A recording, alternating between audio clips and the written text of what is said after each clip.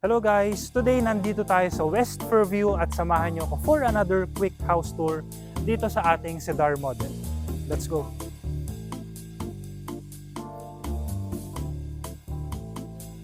So pagpasok natin, bubungad sa atin ang modern facade ng bahay. And andito ang ating spacious car garage na kasya ang malalaking sasakyan and pwede ka pang maglagay ng isa pang motor. Naka-ready na rin pala ang ating faucet for easy access kapag gusto nyong mag-car wash. And dito may space din tayo na pwede nyong gawing waiting area kapag merong bisita. Naka-ready na rin pala ang ating sockets dito. Tara, pasok tayo sa loob.